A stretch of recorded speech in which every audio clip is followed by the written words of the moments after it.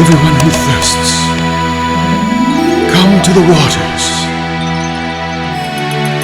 Come and eat.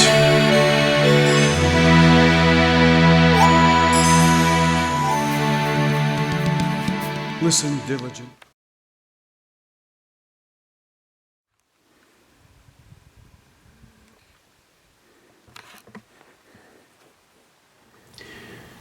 Now we read in Parashah Noah, the very first few words in this parashah we find in Genesis 6:9, and I quote, "This is the genealogy of Noah," or Noah. "Noah was a just man and perfect in his generations and walked with Elohim." This verse is loaded with meanings, and we're going to briefly discuss these before we move on, because this really lays the foundation as to who Noah was and his character. And first of all, it says that these are the generations of Noah, and Noah was a just and a perfect man in his generations. So we want to take a look at several of these words. First of all, generations is the Hebrew word toldah, and it means descendants, genealogy, or results. So we're going to kind of put these concepts together, but these are the generations or the genealogy of Noah, and in other words, it lists his sons and so forth. So I think we understand what that means. It's talking about who his offsprings or descendants were. Now it says that Noah was just. The word just is the word tzaddik. It's a Hebrew word, and it means a lawful or righteous man. In Judaism, there's a term, tzaddik. He's a tzaddik. In other words, he's a righteous or a holy man. It's a term of a great compliment and a term of great honor. He's a tzaddik. He's a righteous man. Righteous, who determines what is righteous? Well, the Bible does, the word of Elohim. In Psalm 119, 172, it says, "All thy commandments are righteous," or righteousness. So the commandments of Yehovah Elohim, the Torah commandments, determine what is righteousness, what is right. And they tell us how to walk righteously before Elohim, how to love him with all of our heart, soul, mind, and strength, and our neighbor as ourselves. So quite frankly, it's blasphemous to say that Yehovah's commandments, his very Torah commandments, his words, his truth, his precepts, his concepts, the things that come from his mind, his ways, his thoughts are evil. We don't need them anymore. They've been nailed to the cross or done away with. We don't need the laws as recorded in the books of Moses anymore. To say that, it is blasphemous, because it's impugning the very character of nature of Yehovah Elohim, the Creator. It's impugning the Yeshua, who is the Word of Elohim that was made flesh. It is calling into question, as if to say we don't need these things anymore because we're living now in the New Testament, whatever that's supposed to mean. And that is I know what it means, but in the minds of people that are saying these things, basically it's based out of ignorance and out of antipathy, if not outright antagonism against the laws of Elohim, against his truth, against his standards of righteousness, again, that tell us how to love him with all of our heart, soul, mind, and strength, and how to love Yeshua, and how to love our fellow man as ourselves. That's how Yeshua summed up his commandments there in Mark 12, all the commandments in the so-called Law of Moses. And again, these are a reflection of the very character and nature of Elohim. So to impugn that character and nature and say, it's garbage, it's dung, we don't need it, all we need is Jesus, that is literally saying, Jesus, I want you, but I don't want anything about you, who you represent, who you stand for, what your character is, what your mind is, how you think, how you acted. I don't want that. I just want the person of Jesus. I want the shell and the caricature of who the church system says that you are.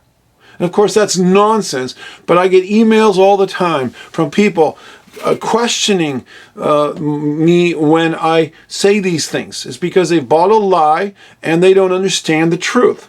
But Noah was a righteous man. He followed the righteous standards of Yehovah Elohim, and that's why he was able to walk with Elohim. We'll talk about what it is to walk with Elohim in a moment. So he was a just man. He was a tzaddik. He was a lawful or a righteous man.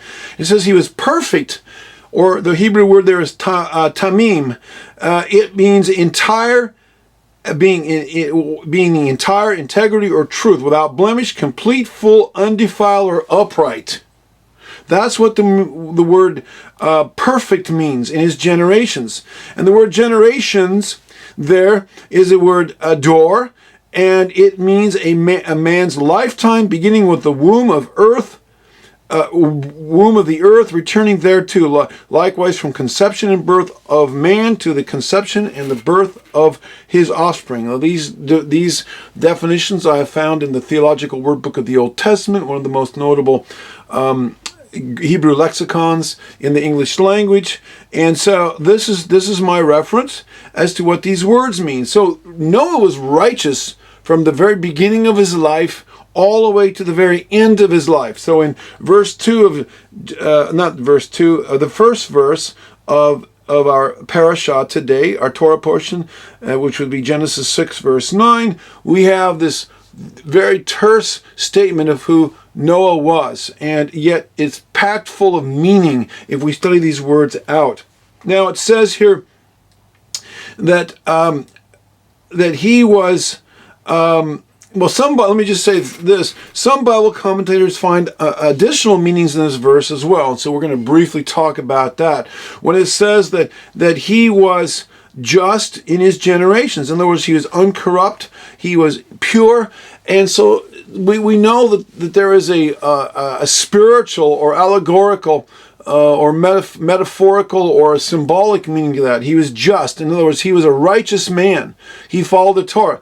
But some Christian and Jewish scholars find an additional meaning in that he was just or perfect in his generations. In other words, his genealogy was perfect.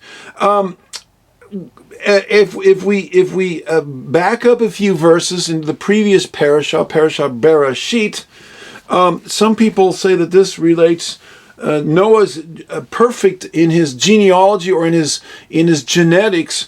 Goes back to Genesis chapter 6 verse 4 where we read, and there were giants on the earth, and I'm reading from the New King James Version. The word giants can also mean fallen ones or mighty ones. It has several different meanings. We'll talk about that in a moment. And it's the word Nephilim. There were giants or Nephilim on the earth in those days and also afterwards, where the sons of God or Elohim came into the daughters of men, and they bore children to them.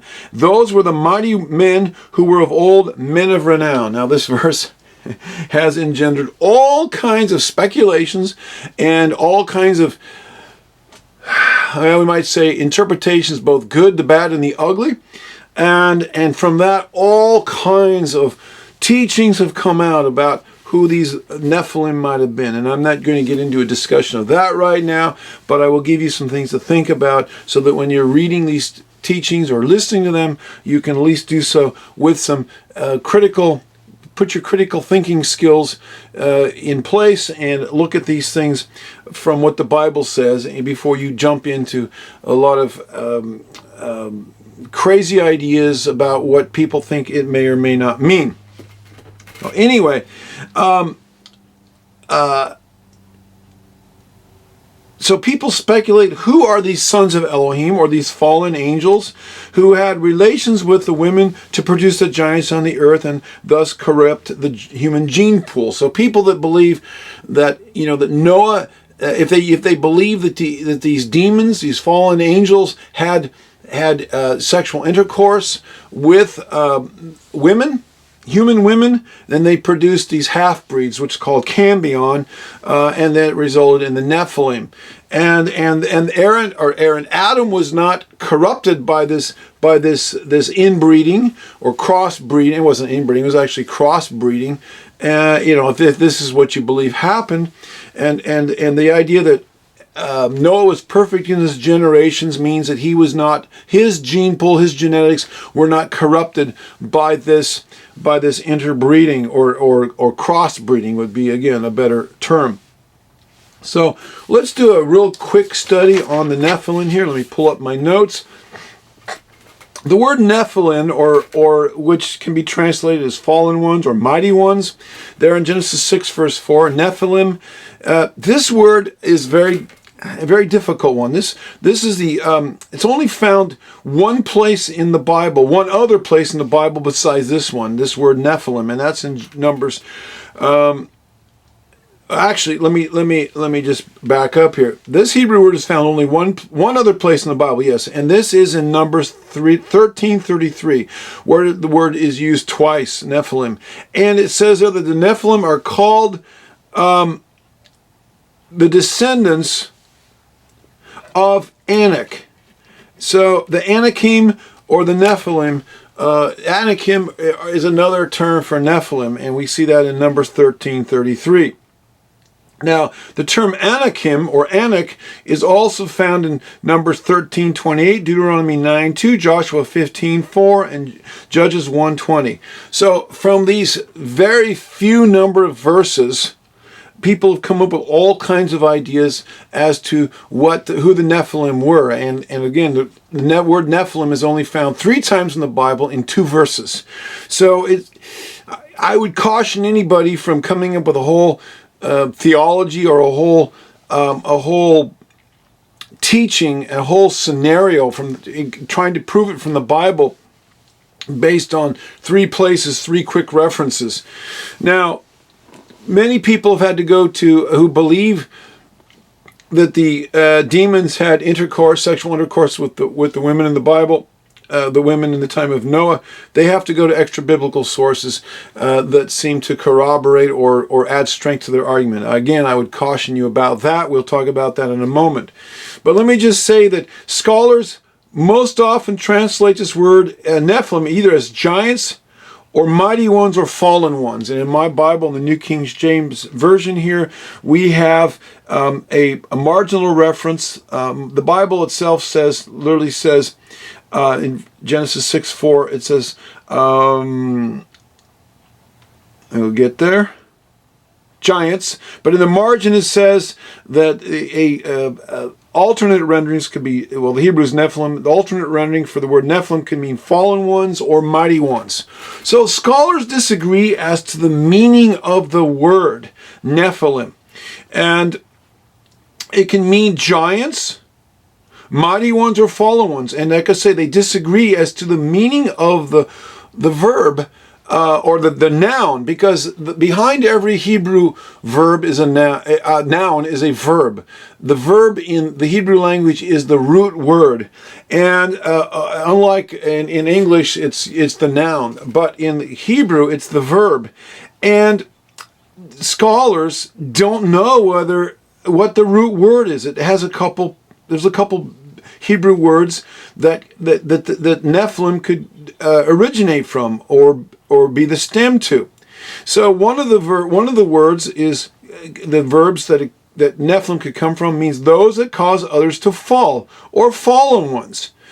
And Brown Driver Briggs, which is a very notable Greek or Hebrew lexicon, perhaps the most preeminent one in the English language, at least it's certainly up there. It says the basic etymology of the word is questionable.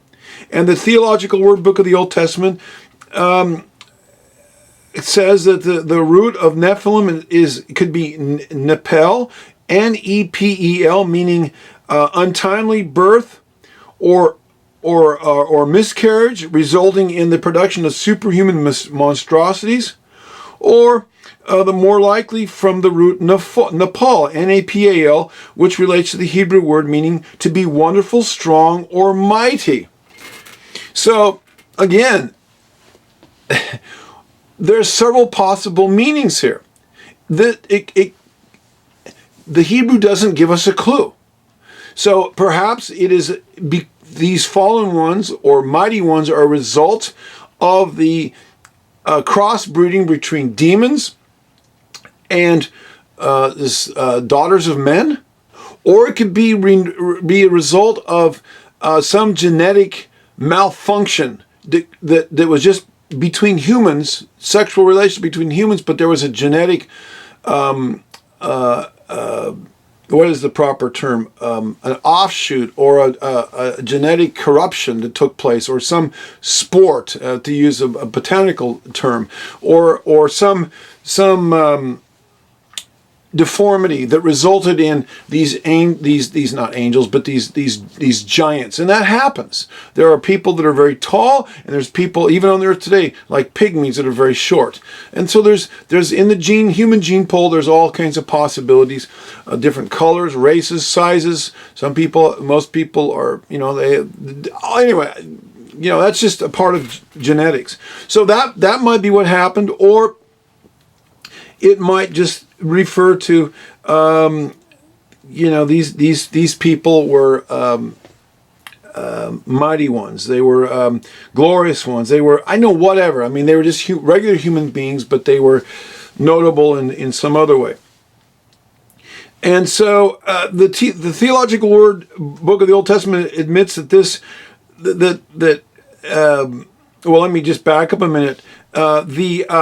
The Septuagint, as well as that's the Greek translation of the Old Testament that took place between about 250 AD and 150, 100, not AD, BC, and 100 to 150 BC, translates this as giants, as do some of the Targums.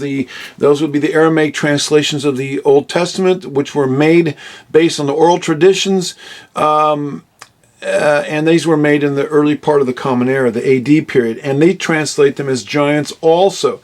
But the Theological Word Book of the Old Testament admits that this may be misleading.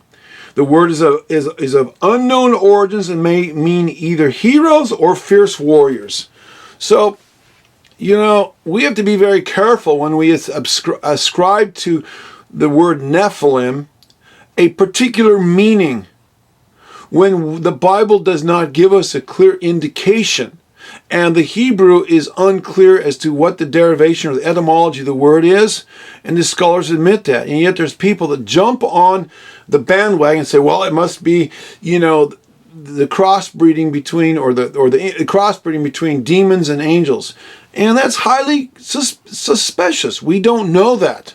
It's a possibility. There's a lot of things that take place in the demonic or the supernatural realm that we as human beings don't understand, and I remain open to that understanding, but I'm not going to say, thus saith the Lord, this is what it means. I will put it on a shelf, and I've studied this out for years, just like a lot of people, and I'm not going to jump on this bandwagon and say this is definitely what it means. It may mean that, but the Bible doesn't clearly indicate that this is definitely so.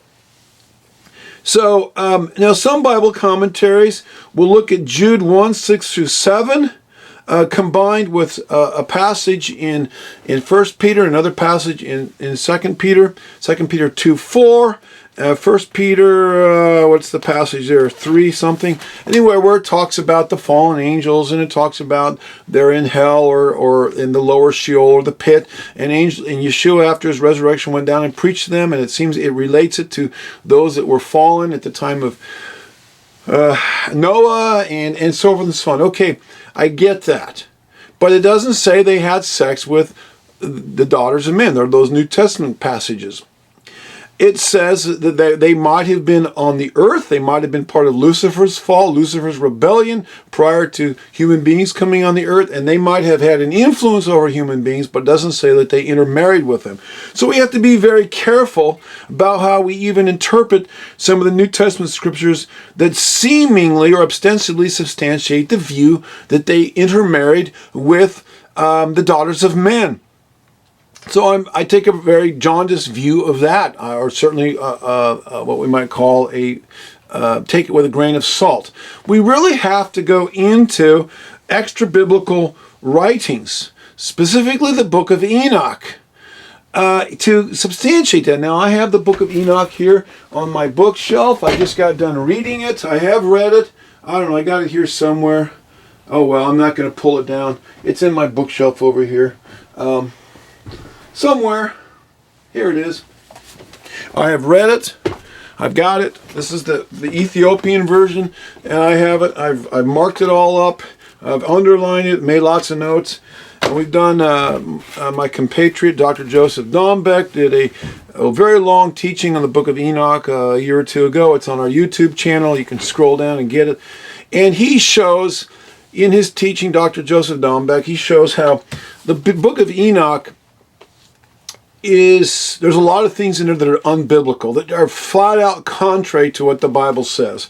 So they're right there, and I've noted a lot of these, and I'm not going to go through that, but there's a lot of passages in there that do not line up with the truth of the Bible. So right now, just on that basis, the Book of Enoch is suspect. Number two, the Ethiopian version of the Book of Enoch was discovered in Ethiopia in the I believe in the early 1800s, or in the 19th century. I don't remember the exact time.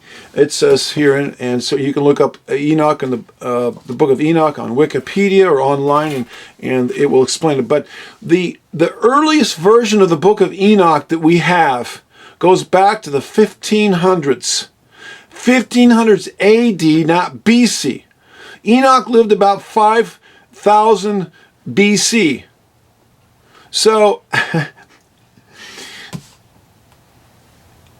if Enoch wrote this, then this would have been written about 5,000 years ago, and yet the earliest version we have is from 1500 AD, which is about 500 years ago. So, there's a time lag of about 5,000 years between Enoch, who lived in the Bible, the biblical Enoch, and the book that supposedly he wrote that bears his name. I have a real problem with this. To just carte blanche assume that this book that bears his name was written by Enoch, when the earliest version we have of it is 5,000 years removed and was found in Africa, in the 1500s. I am not going to put a lot of faith in that. Look, I can write a book and put, say it was written by Nathan the prophet. And my name is Nathan or Natan, and I can say, I could write a book and say it was written by Nathan the prophet, 3,500 years ago, and claim, make any claim I want, but that doesn't prove anything. So I hear these claims. Well, the Book of Enoch is in the Dead Sea Scrolls, which were written between about 150 AD and 100 BC and 100 AD. Okay, the Book of Enoch. Well, how much of the Book of Enoch? Let's think here critically. How much of the Book of Enoch was written in the Dead Sea Scrolls? Well, I have the Dead Sea Scrolls over here, and I could pull one down here. I've got the Dead Sea Scrolls Bible. I've got in my bookshelf over here the writings of the Dead Sea Scrolls, and I looked up the Book of Enoch, and guess what? It shows a literal photograph of a fragment. It's about this size from the Book of Enoch, and it's got like a few lines on it. This Book of Enoch here is about 100 pages long. Scroll of Enoch, what fragment that is in has been discovered in the Dead Sea Scrolls is about this big, and it's got about 10 lines of it, and some of them are missing, and there's parts missing. So that's just proof positive that what we have here is the same Book of Enoch from the 1st century, or goes back thousands of years before that to Noah. To the Noah's period of time, or prior to that to Enoch. Again, stretches the incredulity of the mind. And yet there's people that say, well, I've heard it myself. Well, the Book of Enoch is in the Dead Sea Scrolls. Well, have they seen it? How much of it? And, well, the Book of Enoch was mentioned in Jude, verse 6. I think it's Jude 6. And it says that Enoch prophesied. So therefore that's proof positive that what Jude, the brother of, or Yehudah, the brother of Yeshua, happened to be familiar with in his day 2,000 years ago, is the same that came out 1,500 years later, 500 years ago from our time, is the same as what Jude was quoting from? Let's think here for a minute. Let's not just throw our brains out and automatically jump on the Book of Enoch bandwagon that so many people are getting on in our day and age, and making videos and coming and coming up with all kinds of ideas. And I'm not saying toss it all out, but let's think. There's a lot of things going on out there in the demonic realm that we don't know about. There's a lot of things that, we just don't understand. And some of these things that these Book of Enoch, Nephilim, cross-breeding proponents are talking about, some of them may be true. I'm not debunking that. They have found all kinds of things, crazy deformities, giants and skulls and things that do not, what do you call them? Mummies. Look, I have studied these things. I have read and listened to what these people teach. I have watched their videos. I have seen the photos. Look, in photos going back into the 1800s of that have been dug up and are now by archaeologists and are now hard to get a hold of. There seems to be a suppression of truth going on out there by governments and by religious organizations like the Catholic Church. I get that. I'm not denying that. This has been going on for years, okay? I mean, there's all kinds of cover-up of truth. But let's be very careful before we just assume that everything we hear on the internet or read in a book or watch on a YouTube video is correct, or that some of these guys are making money off of these videos. Some of them may be honest and true, but misleading. They may be misguided. They may be, onto something. Eat the fish, spit out the brooms. Prove all things. Just be very careful when you just begin to follow these things and just believe in it, hook, line, and sinker. Especially if it begins to take your eyes away from Yeshua the Messiah. Look, the apostles did not focus on these things. They focused on Yeshua, the Messiah, on the message of the gospel. Okay, fine. Some of these things are in the Bible, and maybe we need to be aware of them and study. But don't make that your main focus of your ministry. Especially when you're trying to make money off of people and you're playing on their fears and playing on their, their desire to know. Here's something new and ear-tickling teaching that's out there that gets everybody all excited, okay? A little bit of that, okay, fine. Let's speculate, but be very careful because you may be leading people away from the simple, pure truth of the message of the gospel. I'm just saying, warning, caution, put a warning flag on this. Be very careful. And do your own research, pray about it, and do not be led by your emotions or by some slick person on the internet that has the gift of gab and knows how to talk, but does not back up their foundational principles upon which they base everything. Do not back it up in the truth of the Bible. They just pick a verse here and a verse there, throw it out there, assume that it's the truth, and they haven't done their own research, and they're not honestly telling you that these verses in Genesis 6 could have several different meanings, and the leading experts in the Hebrew language admit they could have different meanings.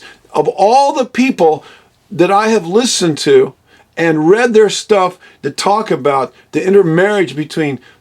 supposed intermarriage between fallen angels and demons, with demons or fallen angels and the daughters of men, I have never heard one.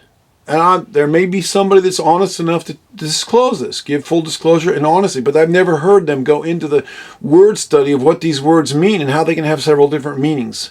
They all present it as, well, this is all what it means, as if it's a carte blanche fact, indisputable by the scholars, and then from there they launch into all kinds of speculations. I'm saying, be careful. We want to give you truth here, and you make up your own mind as to what this means. At this point in time, I have an open mind, but it's on a shelf, and I'm not going to jump on that bandwagon and just say this is what the word of Elohim says, because it would be dishonest to say that. Now, as far as the daughters of men and the sons of God, who are these sons of God?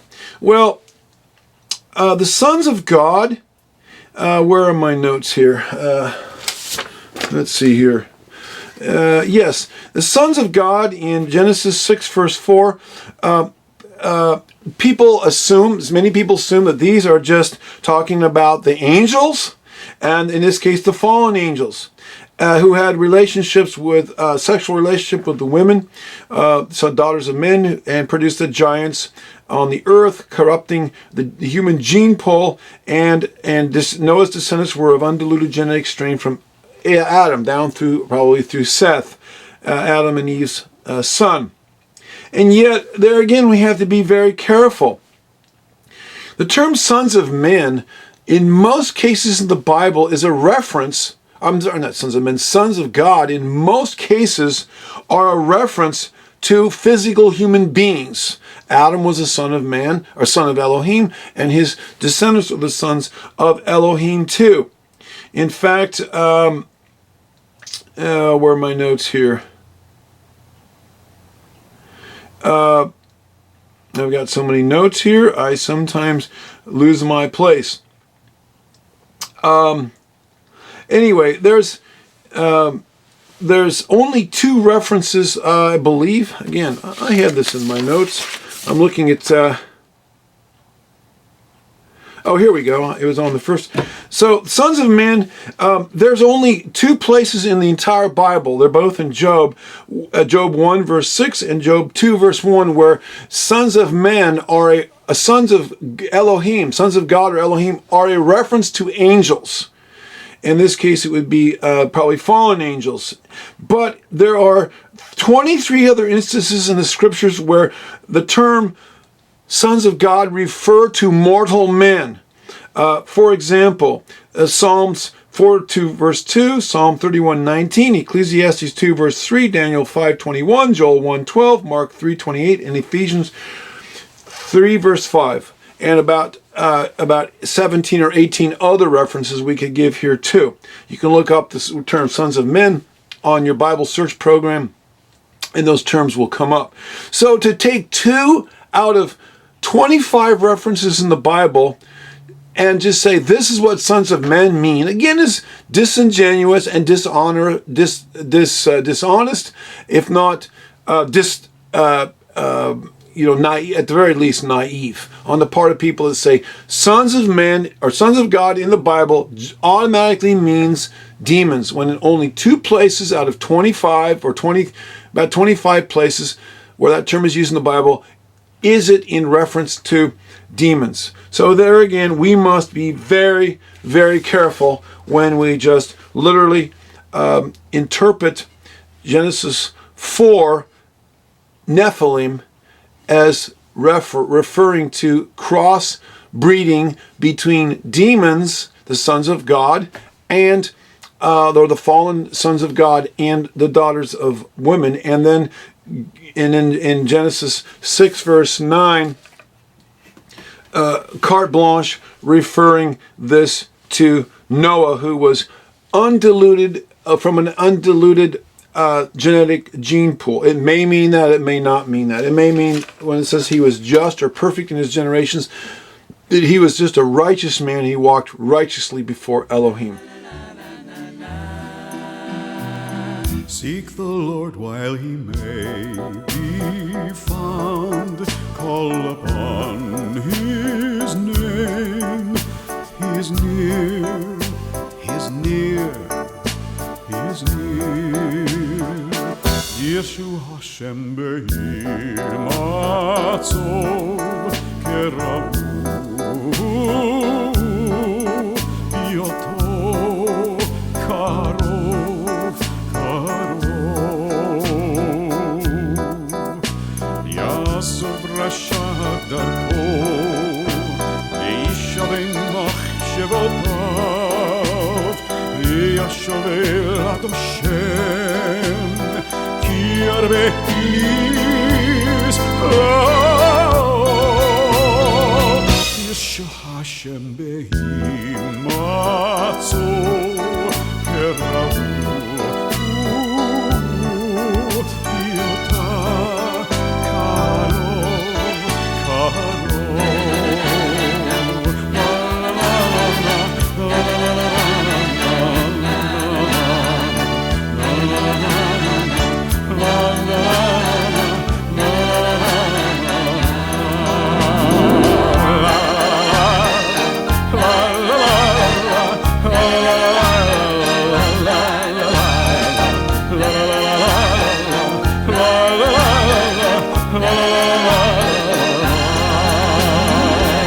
Seek the Lord while he may be found. Call upon his name.